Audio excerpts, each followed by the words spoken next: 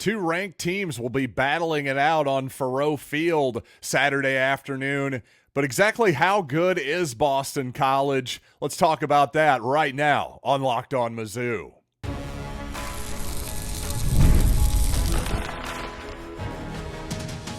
You are Locked On Mizzou, your daily podcast on the Missouri Tigers. Part of the Locked On Podcast Network, your team every day. Hey, all you true sons and daughters, I'm John Miller, your Mizzou mafioso and the central scrutinizer of Missouri Tigers football and basketball. On today's program, Eli Drinkwitz makes a semi-apology to BC fans. It almost felt like, well, those fans are still annoyed with some comments he made about 3 years ago. So I'll talk about that later in the program. Also, quickly want to say that Ultimate College Football HC is a brand new mobile game that is completely free, has no ads, and is 100% playable offline. Begin your coaching legacy today. And speaking of legacy, if this 2024 Missouri Tiger team is going to have the type of legacy it wants, well, they're going to have to beat Boston College. There's no doubt about that. And I think Missouri fans feel great about the Tigers, as good as they could through 2 weeks against admittedly subpar competition.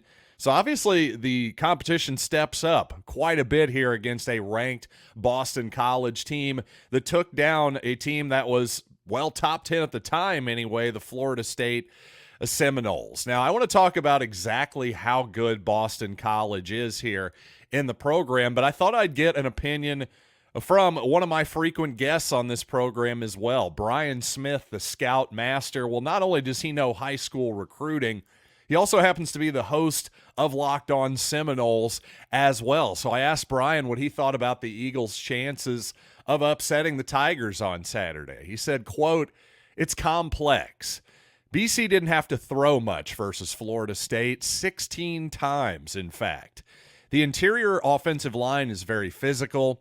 The two running backs are above average, but not elite. Castellanos, the quarterback, Nicholas Castellanos, that is a problem outside the pocket and making far better decisions with progressions now. The key is slowing them down on 1st and 10.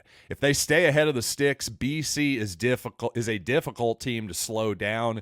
The defense is fairly physical, but not deep, or with that one player you must account for on each snap." So on that Boston College rushing attack, and I'll just say the game I went back and watched this morning, that entire Boston College-Florida State game, at least until the very end when it became clear that Boston College would not have to throw another pass for the rest of the game. But with 52 total rushes in the Boston College game, that includes former Kansas State Wildcat Trayshawn Ward, by the way. Also, Kai Robichaux is more of the traditional between-the-tackles type of runner.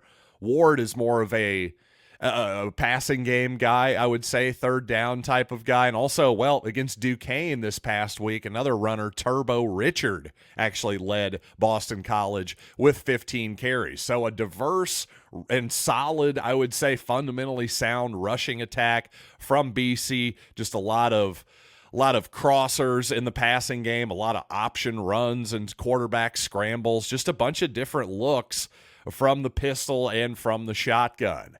And also, one thing to watch out for, as I pointed out in the previous show, well, Buffalo a few times, at least a couple times, had some opportunities to beat Missouri with some running back wheel routes down the field. Well, that's something that Boston College did effectively against Florida State in week 1 as well. One of the touchdowns was to Trayshawn Ward in that game on a miscommunication in the red zone from Florida State. Another long play to him early in the ball game as well. So what Missouri linebackers are going to have to be aware of is getting rubbed or picked, much like Buffalo did last week to Tristan Newsom on that play that I broke down on the film for you here on Locked On Mizzou. And the thing to keep in mind here, once again, is Boston College offensively, They're not super duper explosive, I wouldn't say, other than Nick Castellanos. Is it Nick Castellanos? That's not it. That's the baseball player. What am I talking about? What is this young man's name? Anyway, regardless, Castellanos, the Boston College quarterback, he's an explosive runner, but that's really about the most explosive part of Boston College's offense. Now, again, as we've seen from Missouri so far in the first couple seasons, if you can consistently move the chains, that's okay. You can get by without an explosive offense. Defensively, Boston College really consistently brought 5 or more against Florida State. In other words, they brought pressure. They were making the Florida State quarterback, DJ Uiagalelei, get the ball out of his hands quickly. The secondary was then sitting on short routes and just making sound tackles. But to be honest with you, since we're talking about how good Boston College is, first of all, really the biggest takeaway I had from that game was Florida State sucks. That was my main takeaway. Florida State, at the very least, they were awful against Boston College in that game.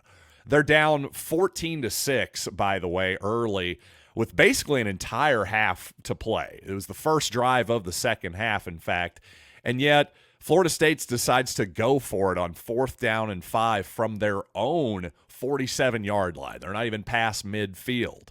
This despite the fact that their passing game looks awful. I mean, that is a give up if you don't get it. And indeed, Uiagalelei throws the ball up for grabs. It's 1st and goal BC. And that's basically the ball game at that point, considering how Florida State had played in that game with drops and penalties. They were just truly awful. It's almost as though playing in Ireland the previous week maybe wasn't the greatest scheduling move of all time.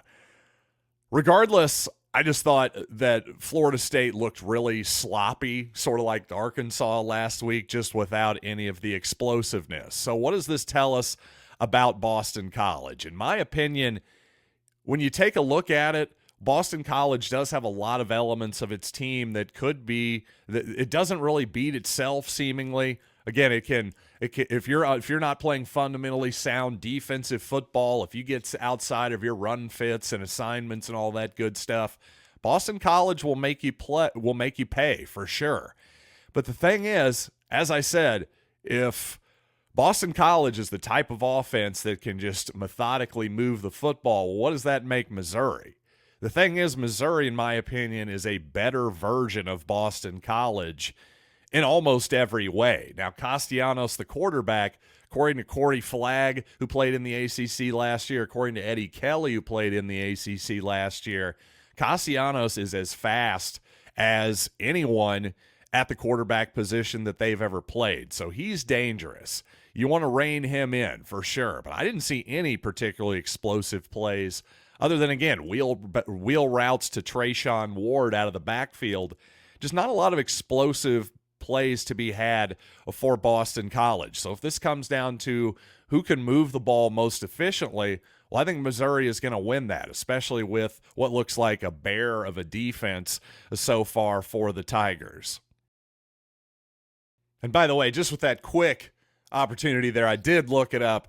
Thomas Castellanos. I knew that. I don't know why Nick Castellanos got in. Probably because of that famous viral moment involving Tom Brenneman, the Cincinnati Reds TV announcer back in the day. But speaking of Castellanos, again, as Brian Smith pointed out, the Seminoles were so bad in that game that they only had to throw the ball, they being Boston College, only had to throw the ball 16 times in that game, and his final throw was an incompletion on 3rd and 9 with a 15-point lead with about a little over 12 minutes left in that football game. Again, that was his final pass attempt. I just think Missouri is going to put Thomas Castellanos in much more difficult positions. And if there are times when that Missouri defensive front, if they can get into the backfield, make some of those 1st and 10s into 1st and 13, 1st and 12, or 2nd and 13, that kind of deal,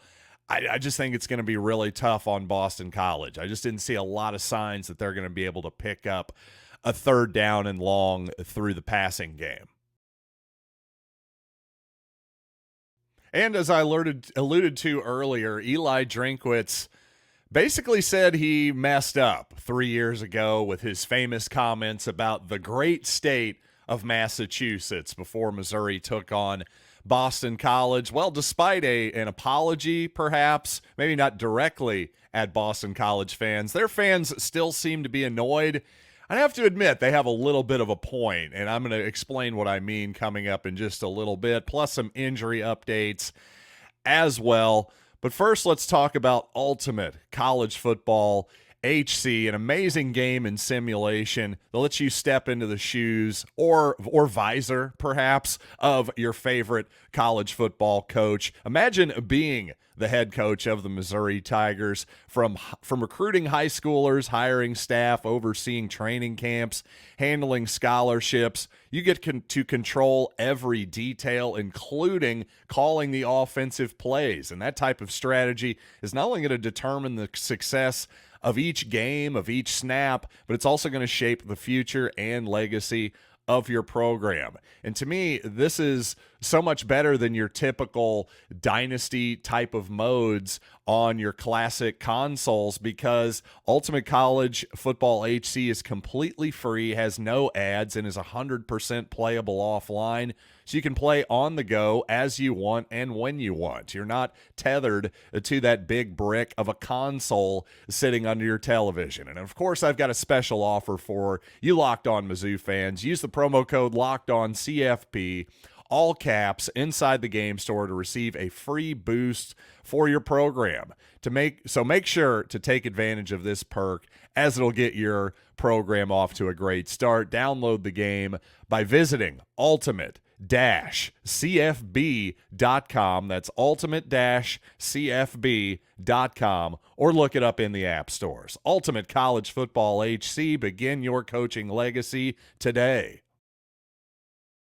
And watching the Tigers on TV is a blast, as always, but there's nothing like being there in person at Faurot Field. Well, I feel the exact same way about all types of live events, whether it's baseball, concerts, the whole deal. Well, Gametime is the place to get last-minute tickets to all of your live events. And Gametime has a new feature called Gametime Picks. It makes getting tickets to your live events even easier. Gametime filters out all the fluff, just giving you the best deals on the best seats, their lowest price guarantee, all-in pricing. Just toggle it and there will be no surprises on your fees at checkout. So download the Gametime app, create an account, and use code LOCKEDONCOLLEGE for $20 off your first purchase. Terms apply. Again, create an account and redeem code LOCKEDONCOLLEGE for $20 off. Download Gametime today. What time is it? Game time. So 3 years ago on Chestnut Hill, a game I attended, by the way, Boston College beat Missouri, a frustrating and heartbreaking result for Tiger fans for sure, and Eli Drinkwitz felt like his pregame comments may have had something to do with the disappointing result for Missouri. He said yesterday, quote, "There was a lot of noise around that game for comments that were made by me. So learned a hard lesson as a head coach there." Well, despite those comments, I've noticed some BC fans in my comments have definitely not forgotten Eli's comment. No question about that. And just as a reminder, here's exactly what Eli said 3 years ago. I'll give the full quote and not just the money quote, the great state of Massachusetts part. Let's have the full context here. He says, starts off by saying, by the way, this is by no means is any knock on Boston College, but because I think it's a great game and it will be a tremendous test. Us traveling to Boston College is going to be a very difficult test. If I had to pick it, I would love to play a regional matchup that was maybe more of a rivalry game that would be maybe a little bit more exciting for recruits to watch from a TV perspective. Or maybe we're playing in front of your family. I don't know the last time Missouri signed a kid from the great state of Massachusetts. Well, that last line, by the way, I don't know the last time Missouri signed a kid from the great state of Massachusetts.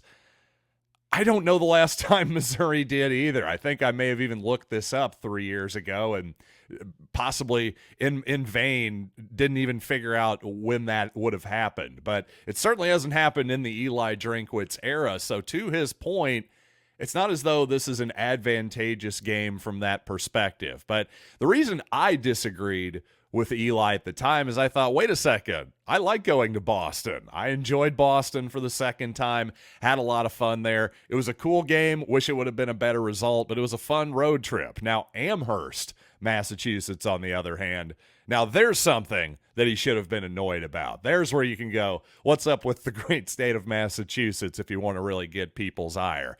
The bottom line is, I think if Eli hadn't gotten a little cheeky there at the end, if he just simply just said, I don't know the last time Missouri signed a kid from Massachusetts, I don't even think people would have noticed. It was him getting just a little bit, entertaining, sarcastic, whatever you want to call it, by saying the great state of Massachusetts. Obviously, that got people's ire a little bit. But at the same time, BC fans, I have to say, you do have to understand where Drinkwitz is coming from a little bit, because the bottom line is the reason the SEC is what it is because, number one, they've got the athletes, and number one, they've got the most fans. When you look at where 4- and 5-star high school players come from, the states that produce the most are all in the Deep South. It's all Florida, Louisiana, Georgia, Alabama, Texas, that kind of stuff. And then, of course, California does well. Tennessee does, and then there's South Carolina. Again, these are all southern-type states. Don't get me wrong, Ohio does well too. But if you look at Missouri, they just simply, the state of Missouri, the state of Kansas, Nebraska, Iowa, they simply don't produce as many 4- and 5-star players as those Deep South schools. Well, Massachusetts, it's even more stark of a difference. So I understand where Eli was coming from there. As much as I enjoy Eli's entertaining part of his personality, well, he did learn that sometimes people will take your quotes, run with them, and make bulletin board material out of it. I'm not convinced that had a huge reason for why Missouri lost that football game, though, to be fair. And as far as the injury situation goes for this week, Gerard Hamilton over at Power Mizzou reports that Theo Wease, Marquise Gracial, and Brett Norfleet are all in non-contact jerseys. Cameron Johnson, who sat out some of the game last week, also was not in a non-contact jersey. He was in regular practice attire, so it sounds like Johnson should be good to go for this week. As for Brett Norfleet, well, just the fact that he's practicing at all in a limited capacity seems like a good sign to me. I was getting a little bit worried that Missouri was perhaps holding the severity of his injury back somewhat, but that seems like a positive sign that Brett Norfleet should be back sooner rather than later. And also, Drinkwitz, one thing, another interesting comment that I thought he had, well, he doesn't seem terribly worried about holding penalties. Well, basically just saying, hey, we got to learn to let go. Said 3 of those holding calls were easy, but, quote, the other ones, we'll be all right, seemingly saying some of those holding penalties were pretty shaky, to say the least. And on holding penalties, that is sort of the thing. Sometimes you get away with a hold and it's a good thing. And, well, when you get caught with one, obviously that's a bad thing. The problem is actually adding up and quantifying all of those different moments. But when it comes to alignment penalties, well, there's no upside in that. And as Drinkwitz says, alignment penalties are just embarrassing. Drinkwitz took fault for that, and they said they worked on it for 5 minutes on practice on Monday. So obviously simply lining up procedure penalties, false starts, that's something that has been probably a little bit too much of a feature of the Eli Drinkwitz offense so far here at Missouri. Obviously, you want to clean that stuff up. Missouri was better at that last season than they have been in the previous 3 seasons under Drinkwitz, statistically, without a doubt. But at the same time, even though this is early in the season stuff, you do worry about that a little bit. It's become a bit of a trend under Drinkwitz. So for all of the shifting and going in motion that Missouri does offensively, unfortunately, this may be a bit of a downside of that approach. And our old pal Chase Daniel has a massive media opportunity in his hands right now. I want to talk about why I'm rooting for Chase, not just because he's a former Missouri great, of course, maybe the greatest Tiger of all time, some would argue. But of course, I also would like to see Chase succeed because if he does, this is a good direction for football discourse, in my opinion. So let's talk about Chase Daniel's opportunity coming up here in just a little bit. But first, let's talk about FanDuel, because you've heard me talk a ton about FanDuel, America's #1 sports book. Well, I've got something a little different for you. Now through September 22nd, all FanDuel customers can bet $5 and get a 3-week free trial of NFL Sunday Ticket from YouTube and YouTube TV. Then with the YouTube TV base plan, you'll be able to watch every regular season Sunday afternoon out-of-market game. All you need is a Google account and a current form of payment, and you can cancel at any time. And if that's not enough, be sure to check out FanDuel's Profit Boost in the app and use it for FanDuel's Double Your Winnings for all of Sunday. That's September 15th. Pre-game money line bets. Profit Boost will be starting live on Thursday, so view your account page now to learn more about your boost. Just visit FanDuel.com to download America's #1 sports book. By the way, the Missouri line against Boston College here, 16.5. So whether Chris Gordy, Locked On SEC, even if he's skeptical of the Tigers, it seems like FanDuel is giving the Tigers plenty of respect. So again, just visit FanDuel.com and download America's #1 sports book. Well, after 14 years in the NFL without ever actually being a starting quarterback, it looks like Chase Daniel is actually going to have to work for a living now. I'm kidding, Chase. You know I love you. But I have given Chase some good-natured crap with my friends.